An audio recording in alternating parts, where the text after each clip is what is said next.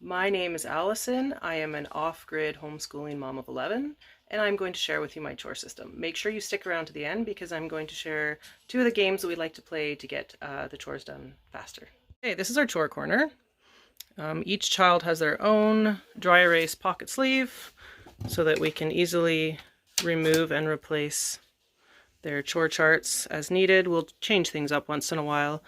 Zone changes most often, so I just put zone, and then here I have a list of all the zones. It's just an area of the house that needs to be maintained, or a chore that needs to be done every day. I have somewhere on here, fill the wood box. It's one of our chores because we heat with wood. We need to make sure we always have lots of wood inside and ready to go. And we also have helper, timed helper. So what happens is a child sets a timer and they come ask me what I want done. And I try very hard to keep my board updated because then I can say, hey, just go check, find a job on the board.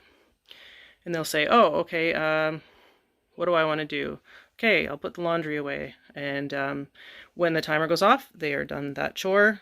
And that is the bulk of their chores that they do on a daily basis. Here's a game that works really well for us. We like to play when I announce it. It's called Elimination. I get lots of, no, yes!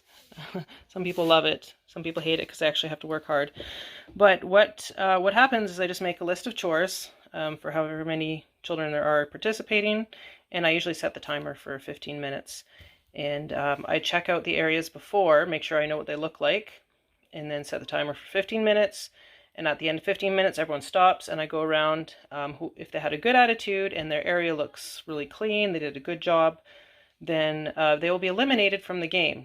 Then we go on to round 2. I didn't write all this out, I just wrote these examples. And round 2 will be 10 minutes, and at the end of round 2, one child is eliminated from the game. And then, so now we're down 2 children. Then I'll do round 3, 5 minutes. Usually, I don't do more than that. Try and keep it short. And at the end of all the rounds, like when there's 5 minutes left, I'll usually either eliminate everybody if they did a good job, or I'll just say, hey, this area needs to be finished up, set the time for 5 minutes, and just whoever's left can work on that for 5 minutes. Okay, and game number 2. This is a new one for us. It's called a Foreman, and I appoint an older child as Foreman. And for an area, this works really well if you have a particular room or something that needs a really thorough clean. For example, we did the living room the other day. So I gave my child a list of tasks that needed to be completed, and I gave him a bunch of fake money. And I said, you just pay people whatever you figure for these tasks. And it worked great because there was instant rewards. The smaller children didn't get overwhelmed. I had it in smaller denominations, so there'd be, a lot of 25-cent money. So he'd say, go clean behind this couch and get 25 cents. They get their money, they go back for their next job.